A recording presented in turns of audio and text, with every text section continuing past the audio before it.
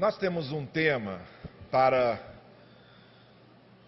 esse período de celebração dos 80 anos da nossa igreja, com 3 palavras: podemos fazer mais.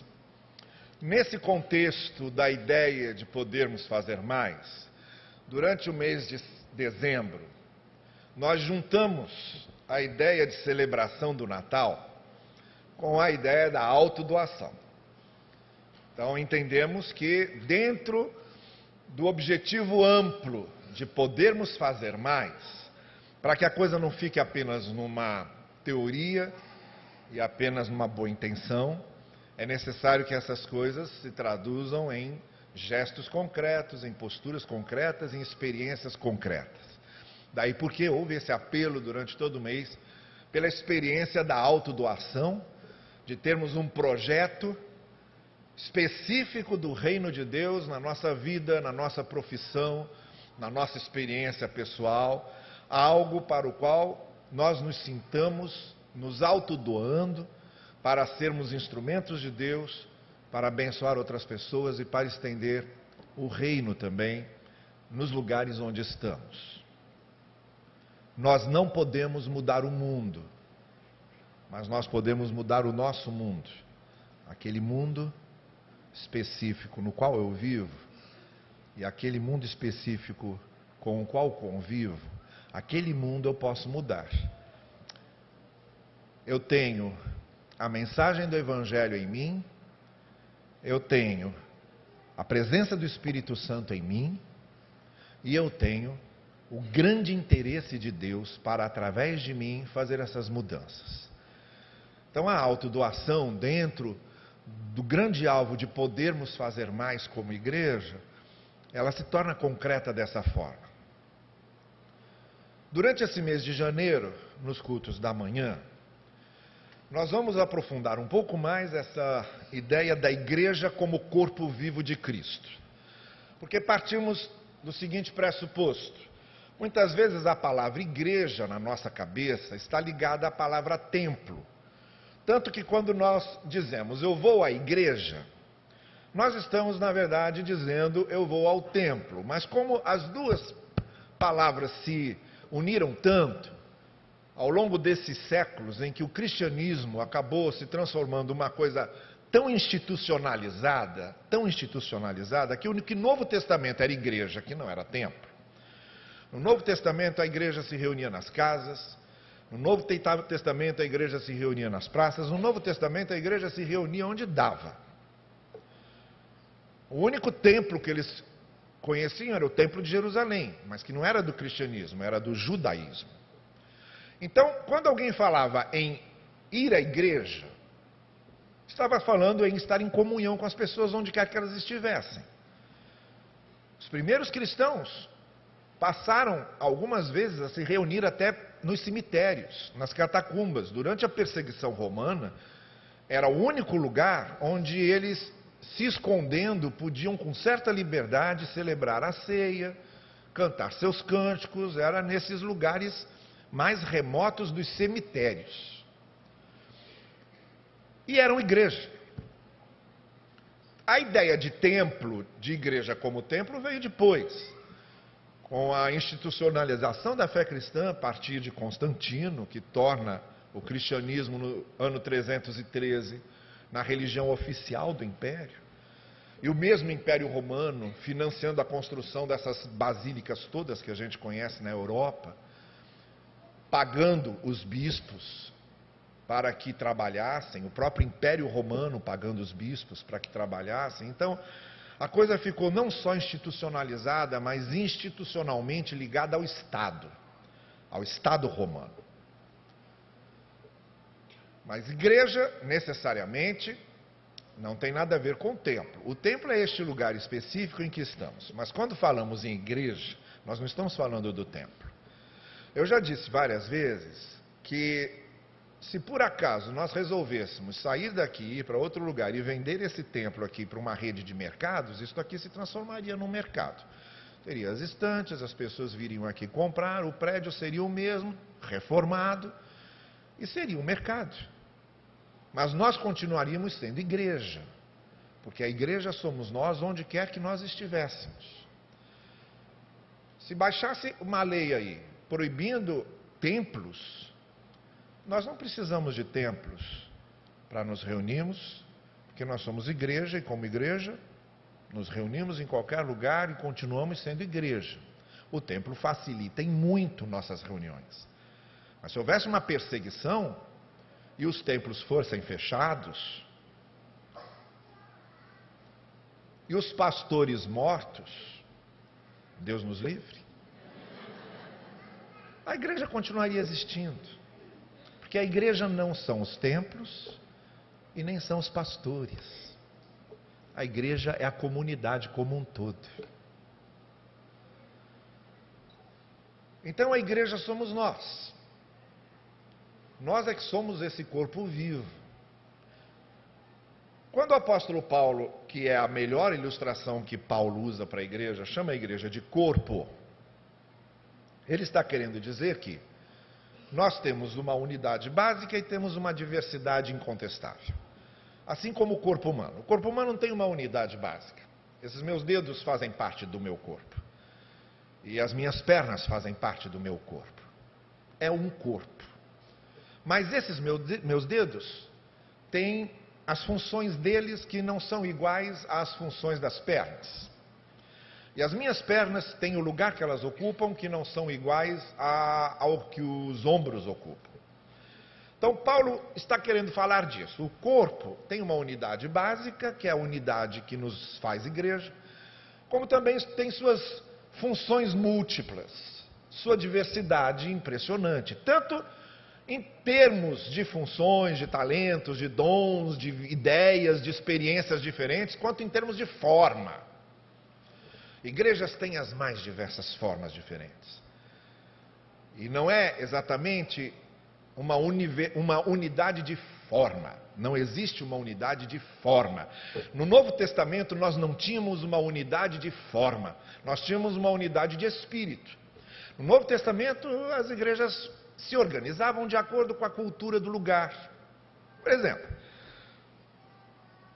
na igreja de Corinto as mulheres eram proibidas de falar.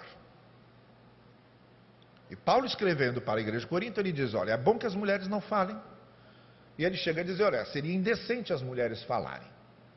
Por quê?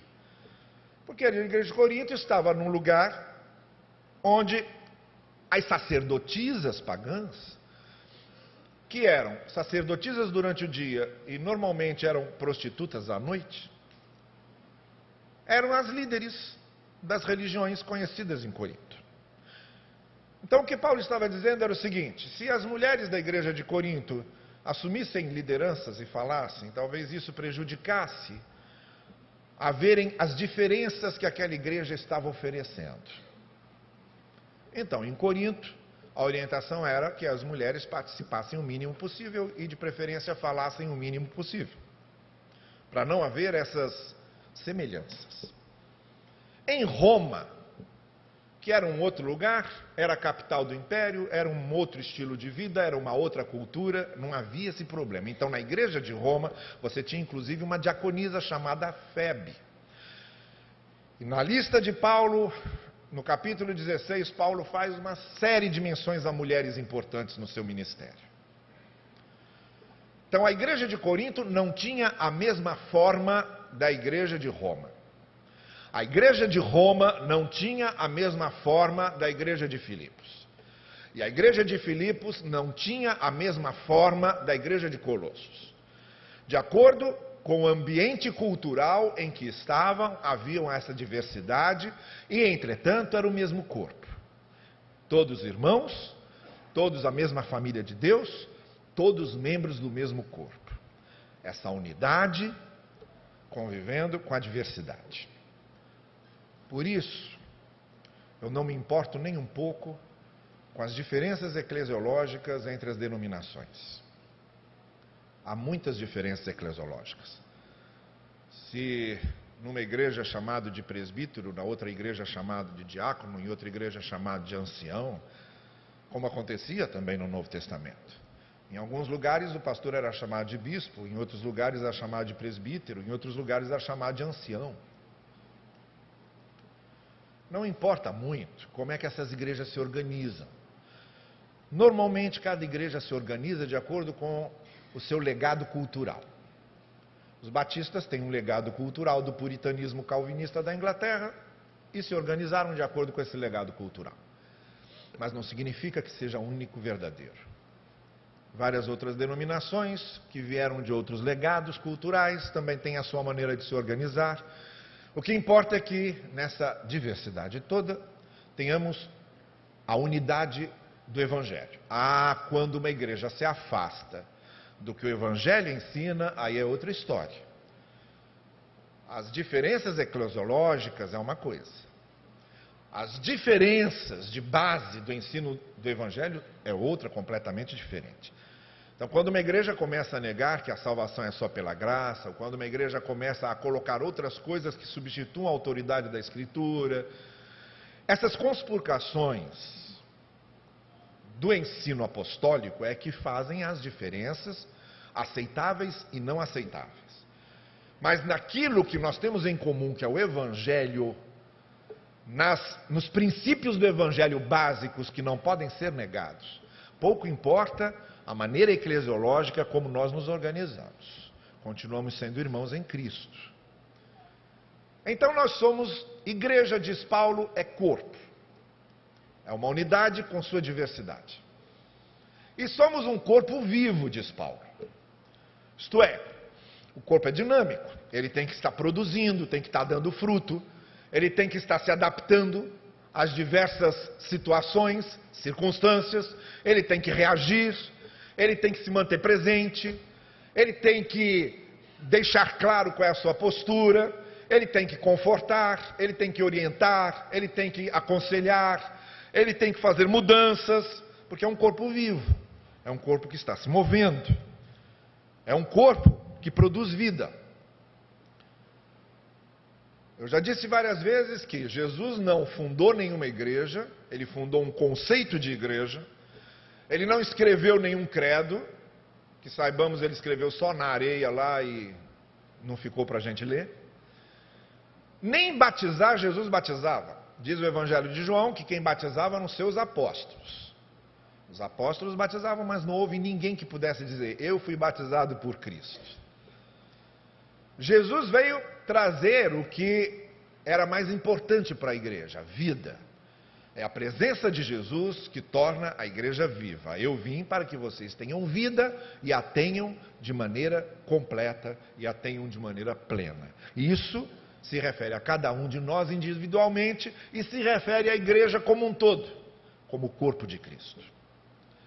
Quando o apóstolo Paulo escreve o capítulo 4 da carta aos Efésios, do versículo 1 até o verso 16, Paulo está descrevendo o que é a igreja como corpo vivo de Cristo, usando 4 palavras.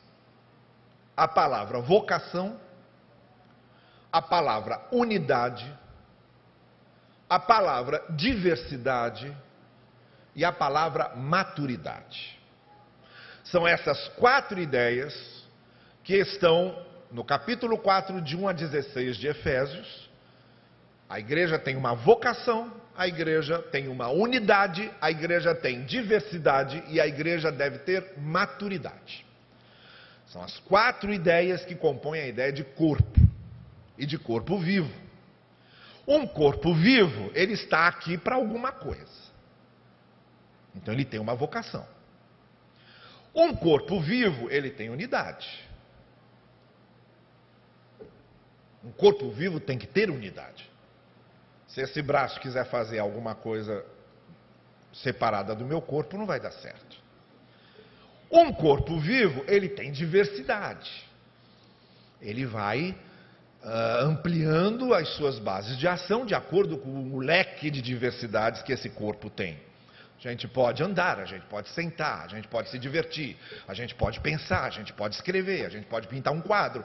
Há uma diversidade de coisas que o corpo vivo pode fazer. E esse corpo tem que ter maturidade, isto é, ele tem que crescer.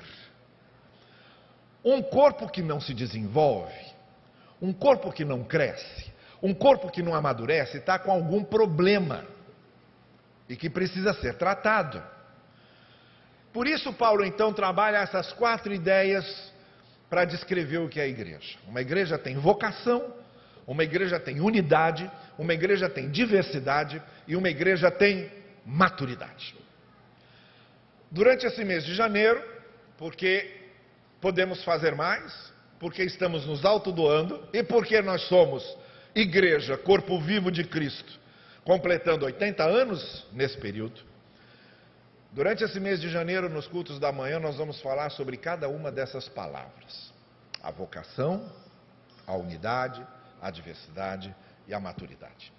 Eu quero começar lendo com vocês, então, esse capítulo 4 de Efésios, nos 3 primeiros versículos, que é o trecho no qual nós encontramos a ideia do apóstolo Paulo sobre vocação da igreja. Efésios, capítulo 4, de 1 a 3, em que ele escreve o seguinte: como prisioneiro no Senhor, rogo-lhes que vivam de maneira digna da vocação que vocês receberam. Sejam completamente humildes e dóceis e sejam pacientes, suportando uns aos outros com amor. Façam todo o esforço para conservar a unidade do Espírito pelo vínculo da paz. Aí ele já está entrando também na ideia da unidade, que é a ideia com a qual nós vamos trabalhar no próximo domingo e que segue pelos outros 2 ou 3 versículos adiante. Mas para nós agora, interessa esse começo desses 3 primeiros versículos em que Paulo está trabalhando essa ideia da vocação. Primeira coisa que eu quero chamar a sua atenção, eu já falei isso aqui num domingo pela manhã de dezembro, é que normalmente nós entendemos vocação como vocação de pastores, vocação de missionários. Bom, isso se refere a funções. Não é a ideia de vocação como nós estamos falando aqui. A ideia de vocação é a ideia de chamado do cristão. Todo cristão é um vocacionado.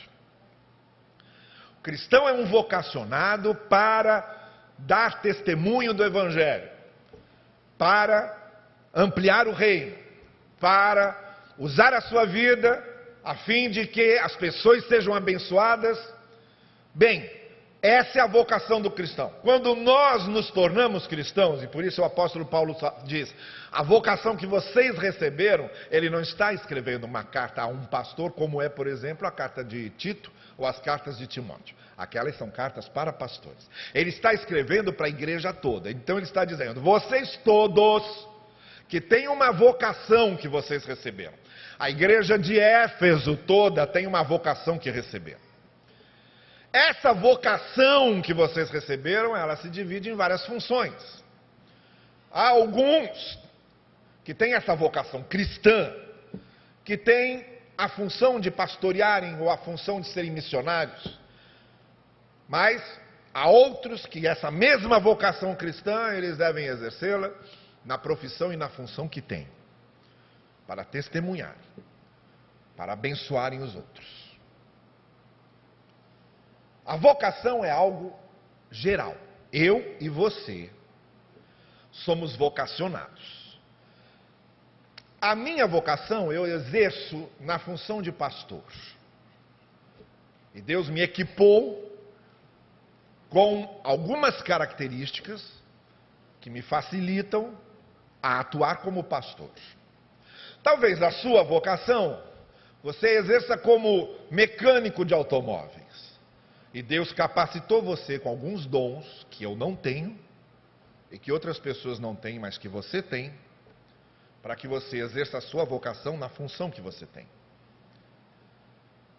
Então todos nós somos vocacionados e exercemos a nossa vocação nas determinadas, múltiplas e diversas funções que possuímos. Mas recebemos essa vocação no chamado cristão. Não somos só cristãos, irmãos, nem somos só discípulos de Cristo, nem somos só crentes, e muito menos somos só membros de igreja. Nós somos vocacionados. Você e eu temos a vocação cristã.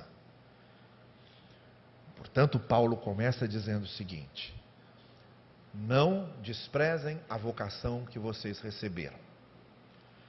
Não se esqueçam dela. Em tudo que vocês fizerem, nas ideias que vocês têm, nas opiniões que vocês defendem, nos lugares onde vocês andam, as pessoas que vocês influenciam, no trabalho profissional que vocês realizam, no dia a dia, em nenhum desses momentos podemos nos esquecer da vocação que temos. Não precisamos do domingo para isso. Não precisamos do templo para isso. A vocação é nossa. Nós é que somos vocacionados. Fora do domingo e fora do templo, onde você estiver, está lá um pedaço do reino. Quando você conversa com alguém, ou quando você chega no seu escritório, ou quando você responde a alguma pergunta, ou quando você se relaciona com alguém, isso tudo tem que estar encharcado da vocação. Por isso Paulo começa dizendo: nunca se esqueçam da vocação que vocês receberam. Vocês são cristãos e têm uma vocação que é a vocação cristã.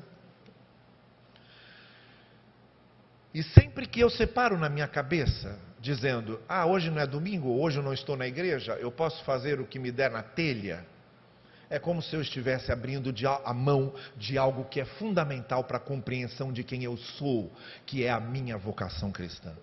Eu não sou só Carlos Novaes. Eu sou um cristão, um seguidor de Cristo.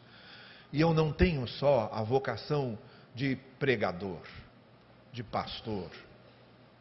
Eu tenho uma vocação cristã que está por trás disso e que tem que gerenciar todas essas funções. Então, Paulo começa falando que todos nós temos a vocação cristã. Se somos igreja, se somos corpo, e se somos corpo vivo, é porque temos essa vocação. A vocação que Paulo está falando, ela tem algumas coisas que não podemos desprezar e que servem para que nós a pratiquemos. A primeira coisa que Paulo deixa muito claro é que essa vocação se manifesta na nossa maneira de ser e nos relacionarmos. Então, o primeiro campo, a primeira área em que essa vocação tem que ser exercida é na área da nossa maneira de nos relacionarmos com os outros. Por isso que Paulo coloca aqui algumas descrições, e todas elas têm a ver com relacionamento. Vejam, quando Paulo diz: olha, porque vocês têm a vocação que vocês receberam, primeira coisa, sejam completamente humildes. Bom, humildade tem a ver com o meu relacionamento com os outros. Ninguém consegue conviver bem com um arrogante, com um soberbo. Ninguém consegue conviver bem com um convencido, com um altivo. A humildade tem a ver com o relacionamento, com aquilo que eu sou, facilitando o meu relacionamento com os outros.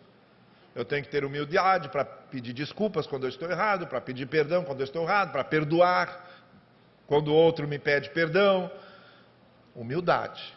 Junto da humildade, dóceis. A ideia de docilidade tem a ver com a ideia de convívio, com a ideia de relacionamento. Eu sou dócil para quem? Eu sou dócil para mim? Não, eu sou dócil para os outros. A minha maneira dócil de ser. Amável, no mínimo educada, no mínimo polida. A docilidade de tratar os outros é fundamental para relacionamentos. E aí ele coloca pacientes. Paciência é fundamental para relacionamento, porque a gente tem paciência com o quê? A gente tem paciência com as situações e tem paciência com as pessoas. Temos que ser pacientes com certas circunstâncias, que podem durar muito tempo, e a gente tem que lidar com uma circunstância difícil por um bom tempo. E é preciso nos equiparmos de paciência, e também temos que ser pacientes com pessoas, que às vezes têm a capacidade, tem algumas pessoas que são chamadas para irritar os outros. Tem uma chamada especial para irritar os outros. E eu sou chamado para ter paciência com quem? Para ter paciência com os dóceis? Não. Eu não preciso ter paciência com os dóceis não precisam de paciência. Para ter paciência com os agradáveis? Não, os agradáveis são agradáveis, eu não preciso ser paciente com eles. Eu preciso ser paciente com quem eu preciso ser paciente. São justamente os irritadinhos, os destemperados, os que fazem questão de muitas vezes me humilhar, me desfeitar, aqueles que normalmente têm um jeito de ser que não é o meu jeito de ser e que me irrita profundamente, as pessoas mais radicais, as pessoas mais teimosas, as pessoas mais renitentes. Bem, há uma gama de gente com quem é preciso ter paciência. A minha vocação como cristã, ela tem a ver com esse relacionamento. Eu preciso ser paciente com os outros. E para deixar bem claro isso, Paulo diz, suportando uns aos outros, com amor, que é uma questão disso mesmo. Há pessoas com quem a gente nem convive tanto, com quem a gente não tem tanta intimidade, mas é preciso suportar com paciência, com amor, sem que haja rompantes, excessivos, contínuos e frequentes. Então, a nossa vocação cristã, vejam, Paulo não está dizendo aqui, olha, porque vocês foram vocacionados, exerçam a sua vocação indo ao culto. Exerçam a sua vocação cantando num coral. Exerçam a sua vocação assistindo uma aula de EBD. Exerçam a sua vocação lendo a Bíblia todo dia. Não é isso que Paulo está dizendo. Paulo está dizendo, exerçam a vocação de vocês sendo humildes, sendo dóceis, sendo pacientes e suportando uns aos outros. Isto é, a primeira área em que exercemos a nossa vocação cristã é a do convívio. É o primeiro momento em que eu vejo se eu estou de fato exercendo a minha vocação cristã, é me perguntar como é que eu convivo com as pessoas. Como é que eu reajo com as pessoas. Como é que eu lido com as pessoas. E quais são as minhas virtudes de convivência. É a primeira área. Porque se nós somos um corpo, e se um corpo se relaciona sempre e tem uma unidade, essa questão do relacionamento é fundamental. Então, a vocação não é uma teoria, não é uma ideia bonita, não é um sermão bonito. É algo para ser vivido no campo relacional. É como nos relacionamos que mostra a vocação que temos. A segunda coisa que Paulo fala é que, esses vínculos de paz devem ser preservados. Por quem? Pelo Espírito. Não é isso que ele diz. No verso 3, o que Paulo diz é o seguinte: façam todo o esforço para conservar a unidade do Espírito pelo vínculo da paz. Olha, quem nos faz corpo de Cristo, quem nos dá uma unidade básica, quem nos torna irmãos, não somos nós, é o Espírito de Deus.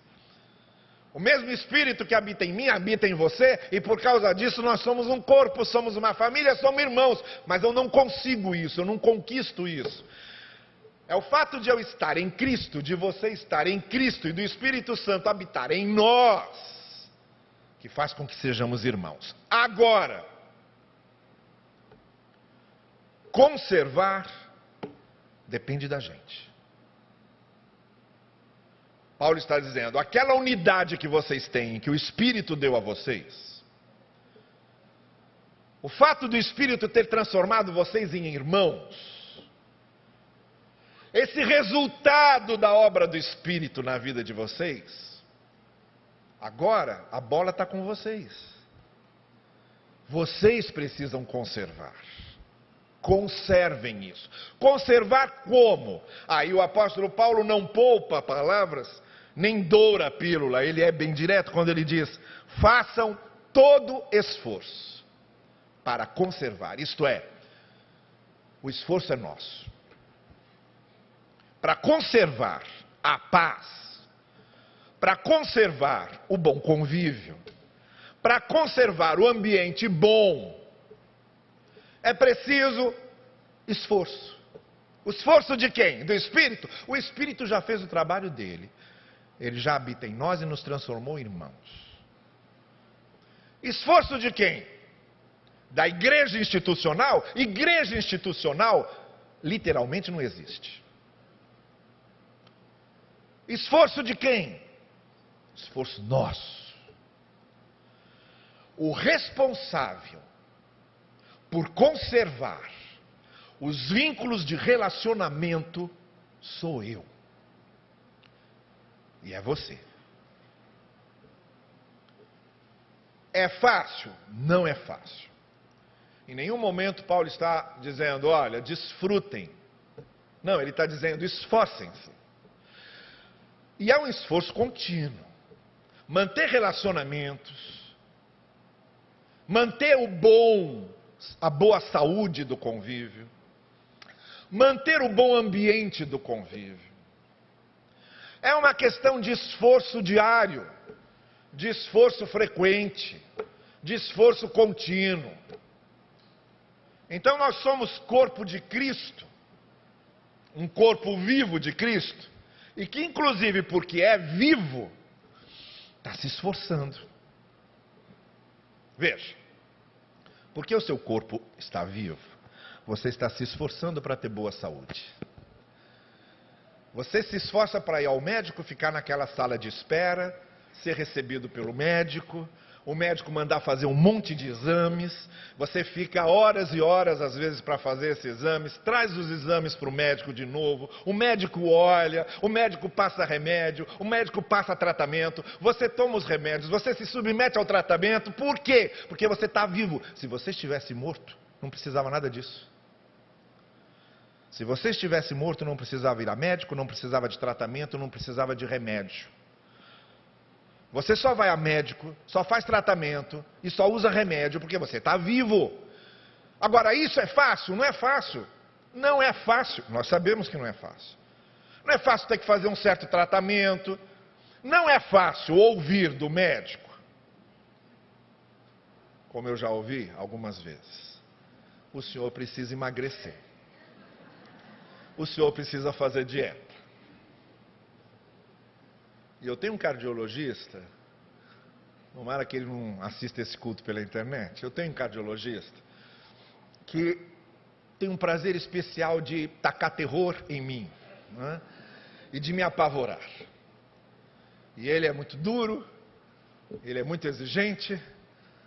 Se você quiser conhecer o que é viver sob terror de um médico, eu te dou o endereço dele e você procurar. Então é difícil você ouvir seu médico dizer, o senhor tem que mudar de vida. É difícil você ouvir do seu médico dizer, não vai aguentar muito tempo se não mudar. É fácil? Não é fácil. É fácil fazer dieta? Não é fácil fazer dieta. É fácil fazer exercício físico? Não é fácil fazer exercício físico. Mas se eu quiser continuar vivo, é o mínimo que eu preciso fazer. Eu preciso me esforçar. Eu preciso me esforçar para continuar vivo. A mesma coisa acontece nos nossos relacionamentos. Se a gente sabe que é preciso se esforçar para uma série de coisas, você precisa se esforçar para passar num vestibular. Sem esforço você não passa. Você precisa se esforçar para ser reconhecido no seu trabalho como um bom funcionário. Sem esforço você não faz. Você precisa se esforçar para se destacar dos outros. Sem esforço você não consegue se destacar dos outros. Você precisa fazer esforço para fazer o seu melhor. Sem esforço você não faz o seu melhor. A mesma coisa acontece nos nossos relacionamentos. Porque se tudo na vida que a gente quer alcançar, a gente sabe que é preciso nos esforçarmos, e por os relacionamentos a gente acha que tem que cair do céu. Não. Os relacionamentos melhoram à medida em que eu melhoro o meu esforço para melhorar os meus relacionamentos. E o que eu tenho para dizer hoje é isso. A igreja somos nós. E essa vocação que temos começa com a gente nos nossos relacionamentos. Essa vocação que recebemos, o primeiro campo e o campo mais imediato em que ela se transfigura como algo real e concreto, é a área dos relacionamentos. São as nossas virtudes de relacionamento. São as nossas qualidades de seres relacionáveis. Esse é o fator fundamental para que nós nos apresentemos, em primeiro lugar, como corpo vocacionado de Cristo. Como é que a gente se relaciona com os outros. Eu quero encerrar só fazendo menção a uma frase que não pode passar despercebida nesse texto. E que serve como uma conclusão para a gente. Que é a primeira frase que Paulo usa aí. Ele não se apresenta como eu, o apóstolo do Senhor. Ele se apresenta como eu, o prisioneiro do Senhor. Paulo estava preso. Imaginem Paulo preso aqui no presídio de Benfica ou presídio de Bangu 1, 2 e 3. Paulo preso numa dessas delegacias quaisquer. E imaginem que Paulo diz: olha, eu não preciso estar com vocês para exercer a minha vocação. Eu não preciso estar no templo para exercer a minha vocação. Sabem onde eu estou exercendo a minha vocação? Aqui na prisão. Eu vim parar aqui porque é proibido pregar o Evangelho, eu prego o Evangelho, então me prenderam. E eu estou aqui exercendo a minha vocação. Com esses guardas, com esses soldados e com esses outros prisioneiros que estão aqui perto de mim, eu sou instrumento de Deus para abençoar essa gente. A vocação é uma coisa tão minha, tão do meu ser, tão da minha identidade, que eu estou numa prisão, sem nenhum irmão perto de mim, sem nenhum pastor perto de mim, sem nenhum colega de ministério perto de mim, e estou exercendo a minha vocação cristã aqui. Porque eu a tenho. E onde quer que eu esteja, eu estou exercendo a minha vocação. De certa forma, irmãos e irmãs, somos prisioneiros como o apóstolo Paulo. Eu e você somos prisioneiros. Porque a partir do momento em que conhecemos o Evangelho, a partir do momento em que Cristo se tornou o nosso Senhor, e a partir do momento em que os princípios do Evangelho norteiam a minha vida, eu sou prisioneiro da graça, eu sou prisioneiro do Senhor, eu sou prisioneiro do Evangelho, no sentido de que tudo que eu faço e tudo que eu vivo tem que transparecer essa luz da vocação que eu recebi no Evangelho do Senhor. Que isso aconteça conosco e que exerçamos a nossa vocação. Nós somos corpo de Cristo, somos corpo vivo de Cristo. Temos uma vocação que o Senhor nos deu. Essa vocação cristã começa aqui, na maneira como nos relacionamos, nas nossas virtudes relacionais, no jeito como tratamos os outros, na maneira como convivemos. É aqui que a vocação se transforma em algo concreto e verdadeiro. Que nós, como corpo de Cristo, comecemos no ponto certo e comecemos onde o Senhor quer que comecemos, sendo bênçãos uns para os outros nos nossos relacionamentos. Que o Senhor assim nos abençoe. Amém.